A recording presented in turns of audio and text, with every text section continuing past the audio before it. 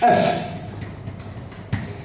de exponentielle moins a valeur absolue de x en xi, c'est égal à quoi? C'est égal à racine de 2 sur pi, a sur a2 plus xi. Ok?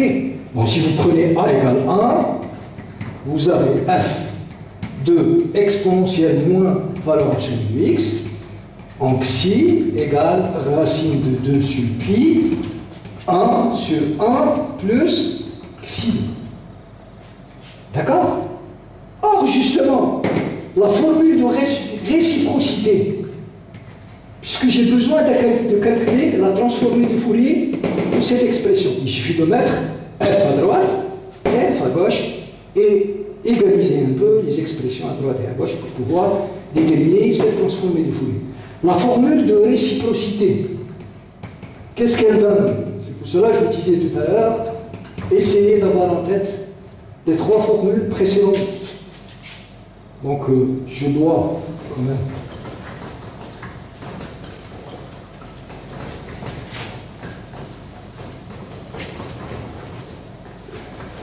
donc je mets f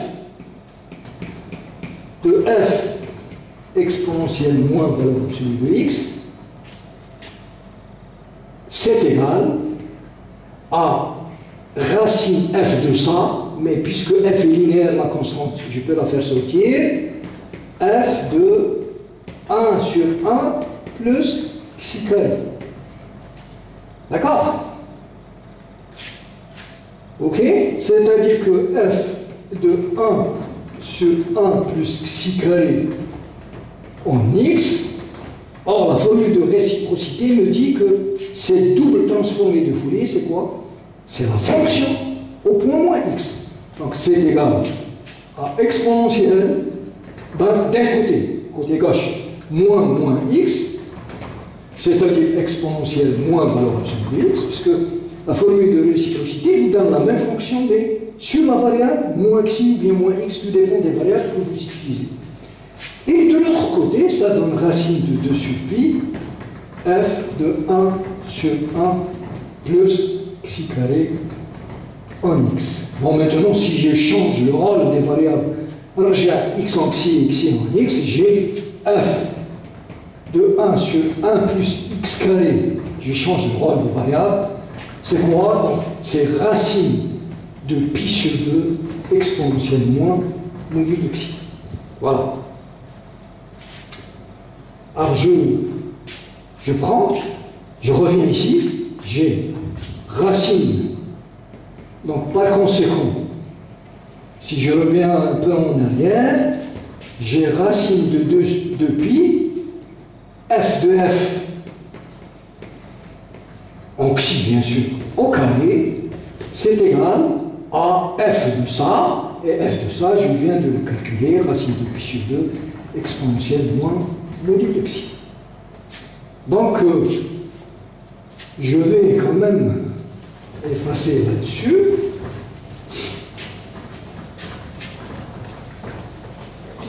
On avance sûrement,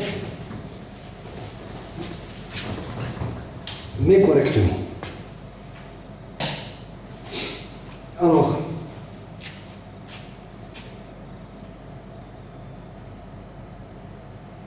finalement, j'ai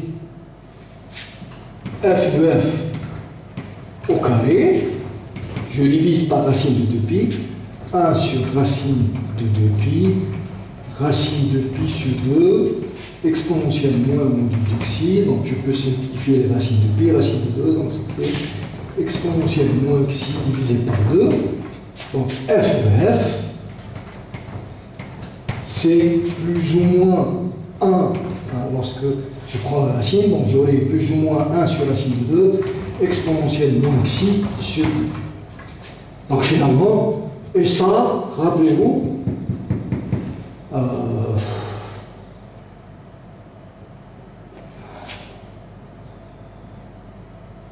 oui, je viens de l'effacer. Qu'est-ce que j'avais trouvé tout à l'heure? J'avais trouvé... Je reprends ici, j'avais trouvé f de exponentielle moins valeur absolue de x, racine de 2 sur pi 1 sur 1 plus xi carré, ok, et j'ai dit que exponentielle, donc f de 1 sur 1 plus xi carré, ça fait racine de pi sur 2, voilà, voilà, il est encore là, racine de pi sur 2, exponentielle moins de xi, donc si je mets d'une manière générale exponentielle moins a, donc j'ai racine de 2 sur pi, a sur a2 plus xi2, d'une manière générale. Donc je mets le double f ici, vous aurez a sur a2 plus xi2, c'est racine de pi sur 2 exponentielle moins a module de xi. C'est-à-dire que pour notre cas, si je prends, ou bien je termine, que 1 racine, je divise par ça, de 2 sur pi, f de, oui, donc là j'ai a, je peux faire sortir sur a, racine de pi sur 2, f de 1 sur a carré plus xi carré, d'accord, c'est exponentielle, ok, f de ça, exponentielle,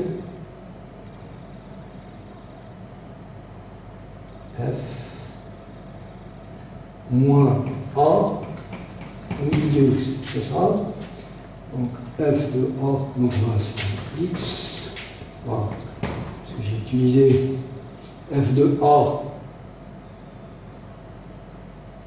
racine de pi sur 2, oui, égale exponentielle moins a valeur absolue de x, le double, donc a, racine de 2 sur pi fois f, égale exponentielle moins a module de x, ou bien f,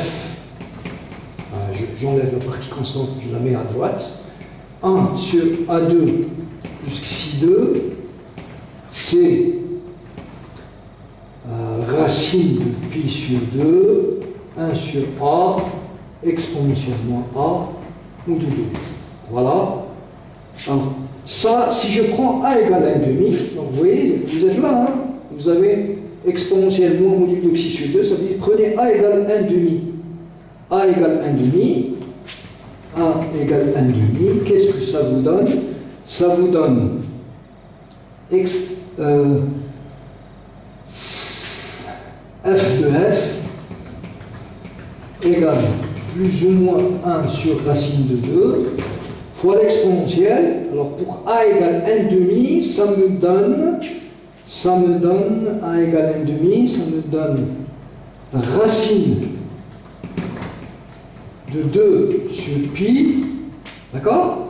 Et je multiplie par ça, fois 1,5 sur,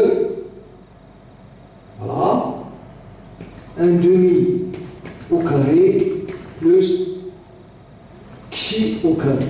Donc ça fait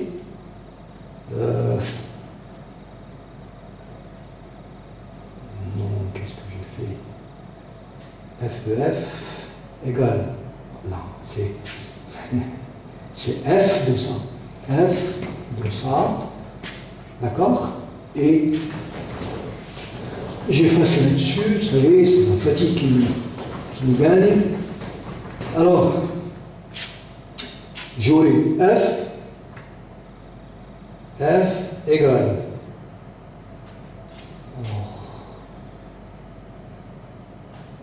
f de f, exponentielle. Alors, juste peut-être que j'ai oublié un terme. Oui, c'est ça. F de x, là vous simplifiez, alors vous allez avoir le résultat suivant, plus ou moins 1 sur racine de 2, oui, d'accord, le thème qui reste. Alors vous multipliez 1 sur pi normalement, d'accord, racine de 2 sur pi fois 1 demi sur 1 demi au carré plus x au carré, ok?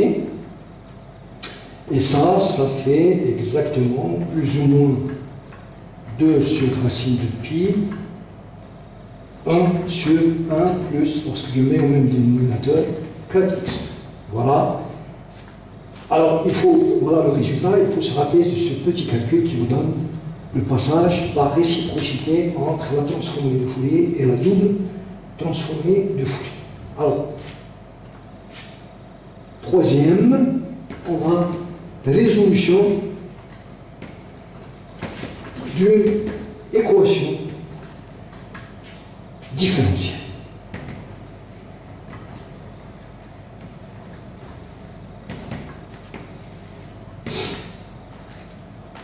Alors, j'efface.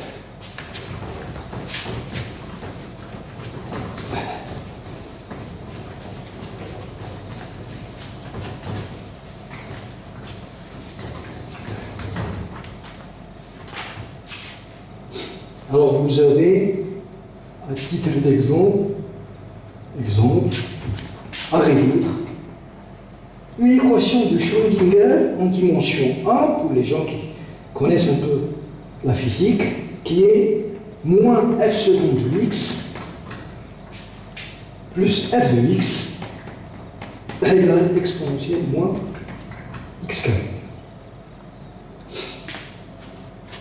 Donc là, on cherche l'inconnu, on cherche f dans L1 de L. Ok?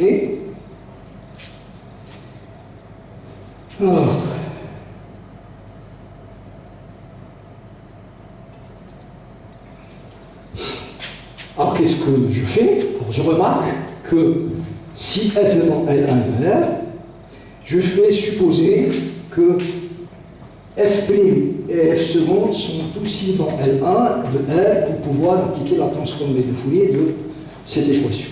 Donc on applique la TF à l'équation différentielle. Sachant que, il ne faut pas oublier, pour pouvoir appliquer, vous allez appliquer à gauche et à droite. Il faut que la droite soit aussi dans L1. Mais ça, je le sais. Sachant que exponentielle moins x carré est une fonction de L1 et nous savons même calculer sa transformée de Fourier. Même avec une constante A strictement positive quelconque. Ici, A est égal à 1. Alors on a deux points. C'est que f de moins f seconde plus f égale f de exponentielle moins x carré. Ce n'est pas la peine pour le moment. Donc tout ça en xi, des deux côtés. Or, je sais, ce n'est pas pour le moment la peine de calculer, de rappeler le calcul de cette transformée de Fourier. Je pense qu'on n'en aura pas besoin. La simple raison qui est la suivante. Je sais que la transformée de Fourier est linéaire, donc j'aurai f moins f de f seconde plus f de f, toujours en xi, hein, tout ça en xi, égale f de l'exponentielle moins x carré sur xi. Or, rappelez-vous que la transformée de Fourier échange, ça c'est l'une des propriétés fondamentales de la transformée de Fourier, elle échange une équation différentielle, une dérivée en une équation algébrique. Hein? Rappelez-vous que f de f seconde, c'est xi au carré f de f. Donc ça c'est moins xi au carré f de f en xi plus f de f en xi égale f de l'exponentielle moins x carré en xi. Ici, j'ai utilisé le fait que f de la dérivée d'ordre n d'une fonction f en x par rapport à la variable de fréquence xi, c'est xi à la puissance n, f de f, en xi. Où j'ai appliqué cette formule pour mon cas, le cas m égale à 2, parce que je dérive deux fois, dans cette équation différentielle.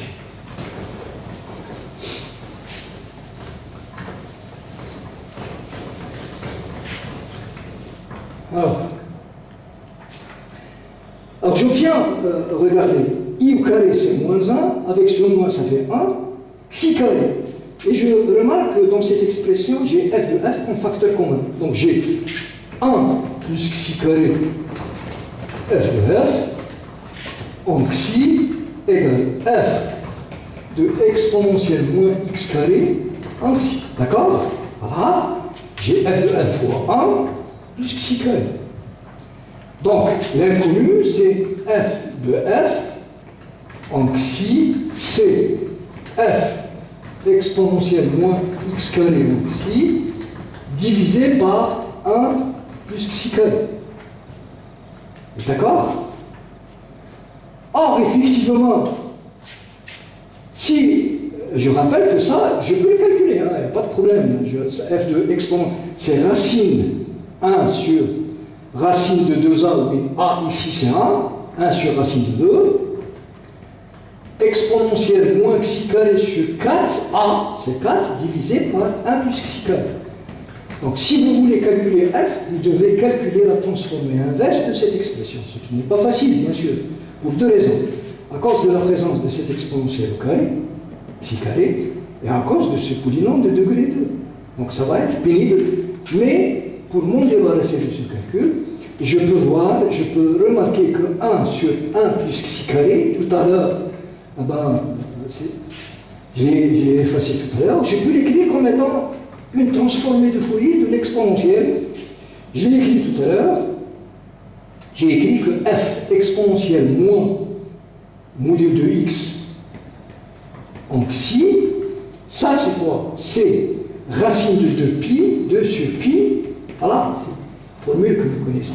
Donc vous voyez que 1 sur 1 plus xi carré, il est là. Je peux écrire que 1 sur 1 plus xi carré, c'est quoi? C'est racine de pi sur 2 fois f de exponentielle moins module de x en xi. Et comme ça, je vais récupérer ma solution facilement. Hein. Donc comment? De la manière suivante.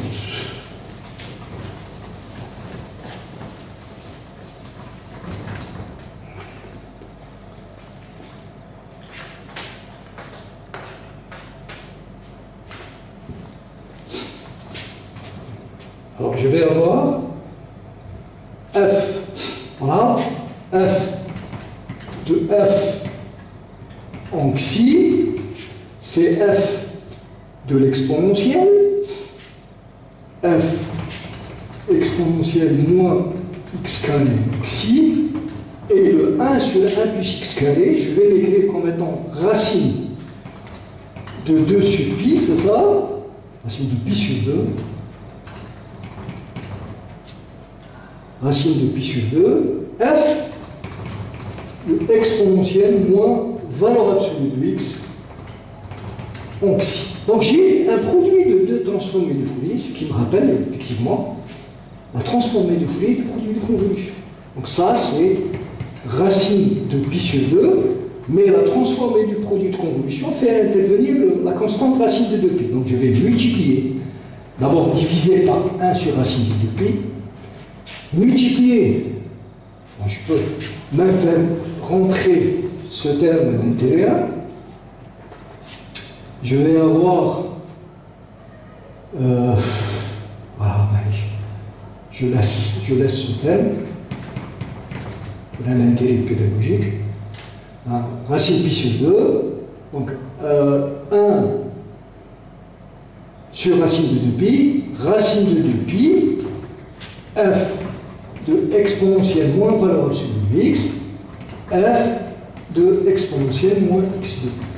Or, justement, ça, ce n'est que la transformée de Fourier du produit de convolution.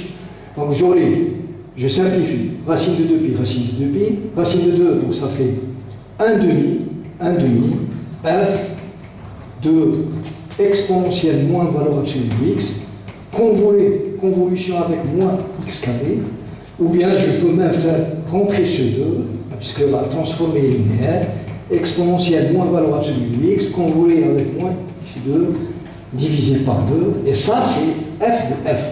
Or tout le monde sait que la transformée de Fourier est une opération, est une application injective. Si f de f est égal à ça, ça veut dire que f de x, ce n'est que le produit de convolution de l'exponentielle par l'exponentielle moins x carré divisé par 2, et ça vous donne les résultats sans passer par des calculs gigantesques. Donc il nous reste une application pour terminer ce chapitre. Alors, on va faire notre dernière application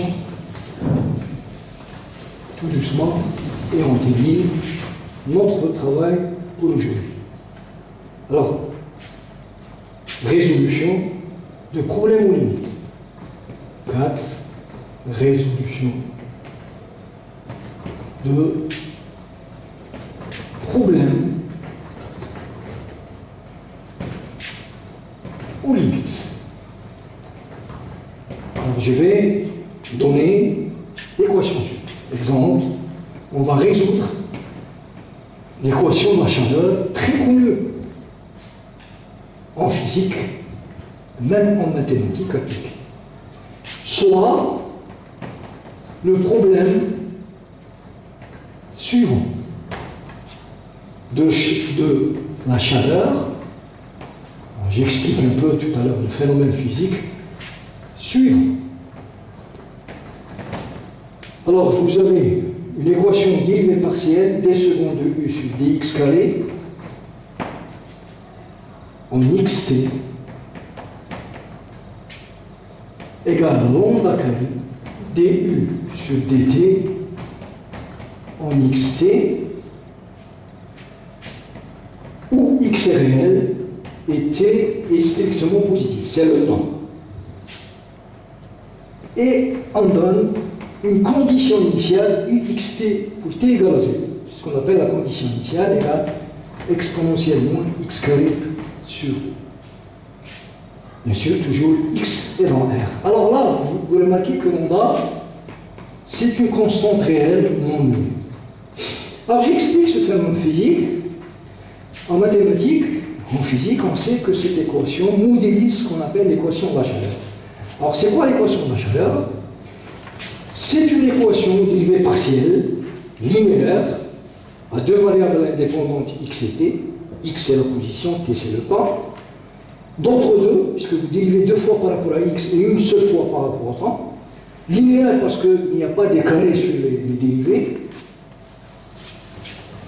Et le lambda, c'est une constante physique qu'on appelle la constante de conductivité de la chaleur. Alors imaginez que vous avez une tige infinie.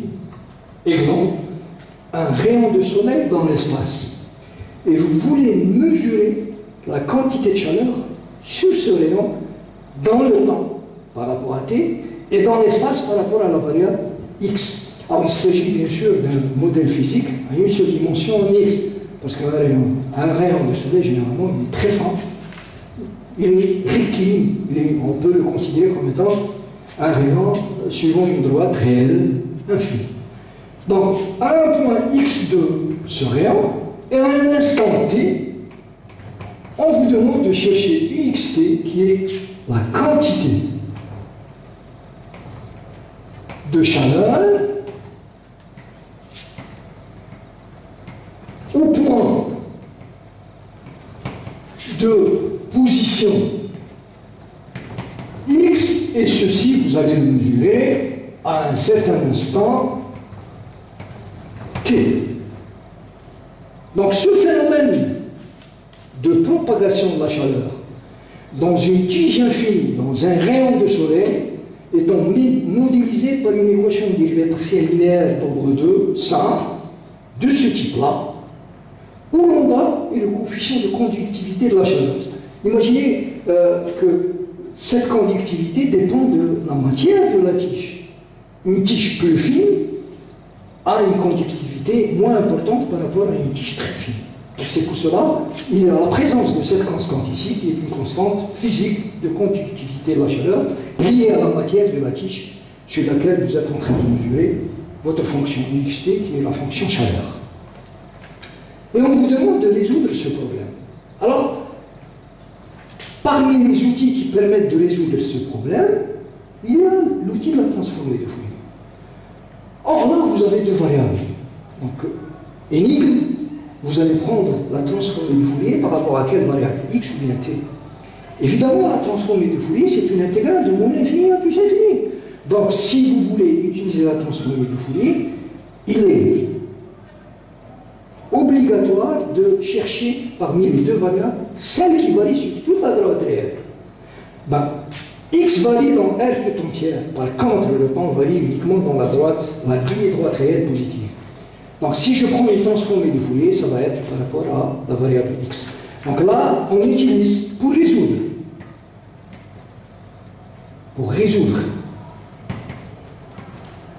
le problème de la chaleur. Il s'agit d'un problème en limite parce qu'on vous donne une limite à l'instant initial, ce qu'on appelle la chaleur initiale ou bien la condition initiale. On utilise la transformée de Fourier de la fonction inconnue, la fonction chaleur uxt, par rapport à x. C'est-à-dire, on calcule f de uxt en xi comme étant une transformée en x. C'est 1 sur racine de 2pi, l'intégrale de moins l'infini c'est l'infini, donc vous voyez que la variable varie sur toute la droite et non pas uniquement sur la demi-droite. F de uxt, c'est uxt exponentielle moins ixi, et vous intégrez par x. Donc, pour simplifier un peu mes notations, je note tout ça comme étant une fonction grand Y, qui va dépendre de la variable xi, parce que x, après transformée de Fourier, est remplacé par la variable de fréquence, mais vous remarquez que cette intégrale dépend aussi du temps t, donc ça va être une fonction aussi de t. Ok? Voilà. Et on applique la TF à l'équation. Qu'est-ce qu'on obtient? On a deux points. Alors, rappelez-vous que votre équation, c'était f de d secondes de u sur dx carré en xt, donc ça va être en xi et t, égale f de lambda carré du sur dt en xt. Ok? C'est bien. Ah, justement, je sais que c'est la formule que j'ai utilisée dans l'exemple précédent de l'équation Schrödinger. Si je dérive deux fois, la transformée de Fourier de la dérivée d'ordre 2, ce n'est que ça, ce n'est que xi au carré fois f de u xt au point, bon là c'est pour la peine xi, en xi et aussi en xi.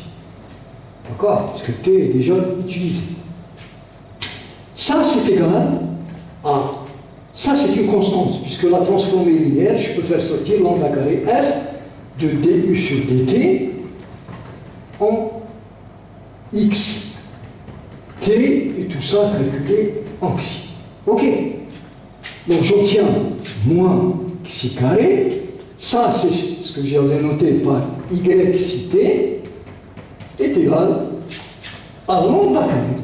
Alors remarquez que votre transformée de Fourier porte sur la variable x et non pas sur le temps. Si je calcule f de du sur dt, si je remplace u par du sur dt, donc là j'aurai une dérivée par rapport au temps. Or, puisque j'intègre par rapport à x, donc la dérivée par rapport au temps, je peux la mettre à l'intérieur de l'intégrale ou bien à l'extérieur de l'intégrale, ça ne change pas de problème. Donc, si je fais sortir cette dérivée, qu'est-ce qu'il me reste? D sur dt de la transformée de Fourier, parce que cette dérivée sort, il me reste f de uxt qui est y en xt. D'accord? Donc, j'obtiens une équation du type, voilà, je ne mets pas les variables, que ce soit plus clair pour vous, j'aurai une équation du type y carré égale, égale moins xi carré, y prime c'est ça, par rapport à t, je considère xi comme un paramètre, donc y prime moins xi carré sur lambda carré fois y. Or ça c'est une équation différentielle linéaire très simple à résoudre. Donc de la 1, eh bien, il suffit de séparer les variables pour résoudre cette équation. C'est ce qu'on va faire. On va séparer et résoudre notre équation. Je vais effacer, bien effacer, parce que apparemment il y a trop de jaunes au tableau. Désolé, je n'ai plus de clé blanche. Voilà, je commence à être plus clair. Voilà. Alors j'obtiens, je sépare y' sur y égale moins xi carré sur lambda carré. Alors si j'intègre, donc là aussi, comme un exemple déjà traité dans la séance passée, dans l'enregistrement passé, si j'intègre, j'aurai l'intégrale de y' sur y égale moins l'intégrale de xi carré sur lambda carré par rapport à t. Là, vous êtes en t. La dérivée, c'est une dérivée en t. Donc, il faut essayer de faire la part des choses par rapport aux trois variables qui circulent dans cette formule. Xi, xi, xi et t. Et x, bien sûr. Donc, j'aurai ln de la valeur absolue de y égale moins xi carré sur lambda carré t plus une constante alpha. J'enlève le logarithme, j'enlève la valeur absolue, j'obtiens y xi t. C'est quoi? C'est une exponentielle, c'est une constante exponentielle moins xi carré sur lambda carré t. Or, justement, dans cette expression, la fonction y dépend de xi et t. Mais dans cette équation, vous avez uniquement intégré par rapport à t. Donc, il ne faut pas oublier le paramètre xi. Ça veut dire que la constante d'intégration, c'est une constante qui dépend forcément de ce paramètre. Et, a fortiori, je peux calculer cette constante. Si je prends y xi au point 0, si je remplace t par 0 dans l'exponentielle, j'aurai cxi. Alors, je calcule. Là aussi, il faut que je fasse correctement. OK? Pour éviter que ce ne soit pas très visible. Voilà. C'est bon.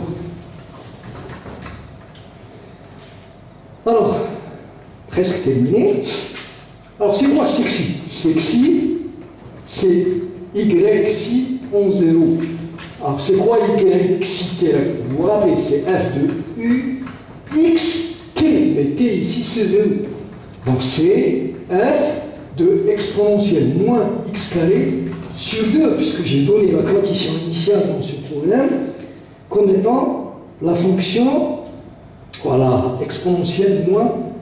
Mais rappelez-vous que cette transformée de Fourier, elle coïncide avec elle-même. C'est exponentielle moins xi carré sur 2. Ben, j'ai commencé par ce résultat. Lorsque j'avais rappelé, c'est quoi la transformée de Fourier de la gaussienne, j'ai pris a égale 1,5, où j'ai remarqué que pour la constante a égale 1,5, la gaussienne coïncide avec sa transformée de Fourier, bien sûr, sur des variables différentes. Voilà. Donc finalement, j'obtiens y xi t, qui est f de uxt. Ce qui m'intéresse, c'est de trouver u, et on passe à transformer de Fourier, c'est cxi exponentielle moins xi carré sur 2, exponentielle moins xi carré sur lambda carré, t. D'accord? Donc ça veut dire que y xi t, c'est exponentielle moins 1 demi plus xi carré, pardon, t sur lambda carré, le tout fois xi carré, puisque c'est le xi carré qui est un facteur commun. Donc pour calculer uxt, il faut calculer la transformée de Fourier inverse de cette fonction exponentielle moins 1 demi plus t sur lambda carré xi carré au point x. Bien sûr. Ok? Donc c'est transformée inverse par rapport à la variable x, bien sûr. Alors pour cela, je dois revenir un petit peu en arrière. Alors rappelez-vous. Voilà. Rappelez-vous que tout à l'heure, il a fallu que je rappelle une formule.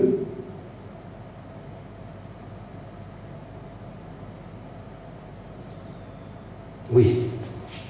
Alors si je prends, rappelez-vous que f, ça c'est juste un petit rappel pour pouvoir faire ce calcul directement. F de exponentielle moins a x carré moins xi, c'est quoi? C'est 1 sur racine de 2a exponentielle moins xi carré sur 4a. Il faut avoir cette formule en tête. Ok? Alors, si je veux calculer maintenant f moins 1 exponentielle moins a xi carré, toujours en x. Toujours en supposant que le a est une constante positive. Or, par définition, c'est quoi ça? 1 sur racine de 2pi, d'accord? L'intégrale de moins l'infini à plus l'infini, la fonction exponentielle moins a xi carré, c'est une transformée inverse, donc c'est le plus i au lieu de moins i, et vous intégrez par rapport à xi. Alors effectivement, je vais écrire cette expression comme étant une transformée directe, non pas inverse. Comment? En faisant apparaître le moins i à la place du plus i. 1 sur racine de 2pi, l'intégrale de moins l'infini à plus l'infini, exponentielle moins a xi carré, exponentielle, je fais apparaître un moins i, et là je mets moins x, xi, dxi. Alors si je regarde cette dernière expression, ça, selon la définition de la transformée de Fourier, mais que la transformée de Fourier de exponentielle moins a xi carré, ok, en quel point? Non pas en x, mais en moins x. Donc c'est, or cette transformée de Fourier, j'ai lu 1, mais attention, j'ai échangé les variables. Ah, c'est 1 sur racine de 2a, ok, exponentielle, donc ça va être, puisque j'ai échangé l'ordre, ce n'est pas l'ordre, le rôle des variables xi, xi, donc là j'ai moins x carré, donc c'est moins x, puisqu'il faut remplacer le x par moins x, moins, désolé, moins x, le tout au carré, divisé par 4a. Donc voilà votre transformée de Fourier inverse de l'exponentielle moins a xi carré en x. Ah, j'ai débordé. Je vais l'écrire ici. F de exponentielle moins f moins 1 xi carré en x, c'est exactement cette formule. Alors là, je vais prendre, voilà, vous êtes dans cette situation. C'est quoi le A?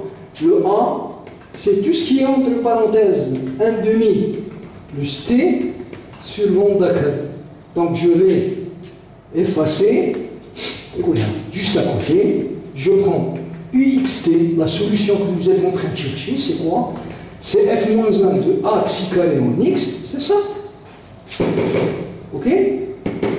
C'est 1 sur racine de 2a. 1, je ne sais pas si ça ne déborde pas. Donc 1 sur racine de 2A. 2A, A si c'est 1 demi plus T sur lambda carré exponentielle moins X carré sur 4A, ça veut dire 1 demi plus T sur lambda carré. Donc je vais effacer là-dessus et je vais écrire ma formule et terminer ma séance et terminer complètement le chapitre 7. C'est ce que nous avons au programme sur les transformés de Fourier, programme officiel. Donc finalement, on a UXT, désolé pour cette couleur, c'est 1 sur 2 fois 1 demi, qui n'est pas trop lisible, je vais dire ce petit bout. UXT, c'est 1 sur racine de 1 plus 2t voilà, sur lambda carré exponentielle moins x carré sur 2, 4 sur 2 c'est fait 2, plus 4t, voilà, 4t divisé par lambda. Donc voilà la solution de l'équation de la chaleur que j'étais en train de chercher. Donc merci pour votre attention. J'espère que j'ai été clair. J'espère que le tableau était visible, lisible. Et on se verra, Inch'Allah, la séance prochaine pour commencer les exercices de la fiche TD numéro 7. J'avais traité 2 exercices dans la première séance. Je vais continuer à vous expliquer comment calculer des transformés de Fourier, des transformés de Fourier inverse, et faire des applications dessus pour calculer des intégrales, résoudre des équations individuelles partielles, des équations différentielles, des équations intégrales, et ainsi de suite. Merci pour votre attention une deuxième fois, et à bientôt, Inch'Allah.